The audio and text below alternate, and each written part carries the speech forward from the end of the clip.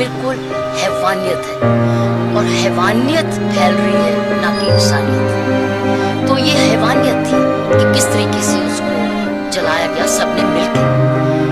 हमारे समाज में ये मिडीवल टाइम से पुत्र को ऐसा देखा गया कि वो धन लाएगा, जब शादी होगी तो धन लाएगा, और ये भी देखा गया कि जब पुत्री होगी तो धन ले जाएगा उसको।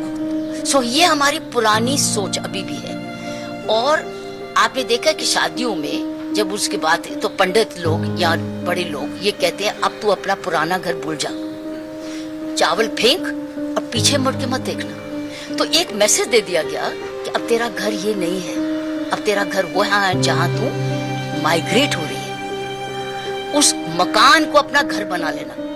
अब हर एक लड़की का वो मकान घर नहीं बनता, वो मकान में रहती है क्योंकि उसके पास अब कोई दूसरा मकान नहीं है। माँ बाप ने तो बोल दिया अब तेरा ये नहीं है, और वो मारने वाला का घर नहीं है, वो मकान है, तो जाए कहाँ?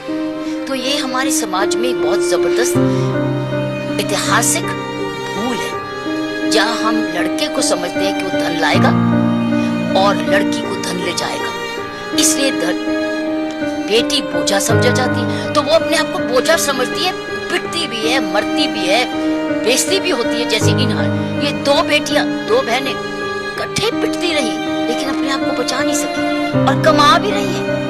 और ये भी नहीं कि कमा नहीं रही, लेकिन उनको ससुराल को ये भी प्रॉब्लम है कि कमा क्यों रही है, उनका भी वो कमाया हुआ धन खींच रही है।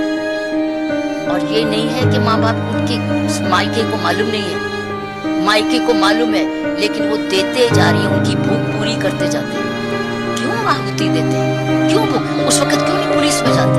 इतना प्रचार होता है, कानून का प्रचार होता है, उनको पता है कि ये समाधान है, क्यों नहीं ये समाधान ढूंढते? क्योंकि वो भी नहीं चाहते कि वो घर लड़की मायके वापस आ जाए, क्योंकि वो भी चाहते हैं कि कल को उनकी कोई बहू आएगी, लड़के की बहू, उसको ये घर चाहिए, वो इतराज करेगी। शायद इसीलिए शादी नहीं होगी लड़के की, क्योंकि लड़की घर में है।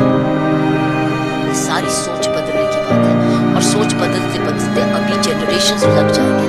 इन दोनों लड़कियों का बिल्कुल साफ साफ आया है, वो बर्दाश्त करती रही, माँ भी बन गई, घरेलू काम भी कर रही, पिट भी रही, और वो रात भर वो आदमी दोनों भाई रात को कहीं और भी रात काटते हैं, और अगर जब आकर पूछा जाता है तो फिर उसको पिटाई करते हैं, तो तुझे पूछना का नहीं।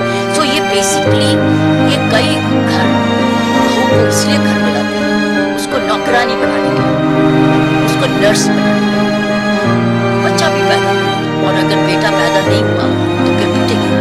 इसमें तो बेटा पैदा हुआ, शायद इसलिए नहीं पीटा कि बेटा नहीं पैदा किया, जब ये भी कारण बन जाता है, लेकिन दहेज और लाभ। सो भूख का जो अंत है, हमारी शिक्षा ना माँ बाप सिखा रहे हैं कि कैसे कर, मानसिक कंट्रोल जो है हमारी शिक्षा में नहीं है, इसीलिए योग कहते हैं। तो योग का सिर्फ आसन ही नहीं है, योग का तो मतलब मानसिक कंट्रोल भी है, मानसिक समझना, माइंड कंट्रोल। ना टीचर सिखाते हैं, असेंबलीज होती हैं, लेक्चर्स होते हैं, लेकिन योग कहाँ होता है?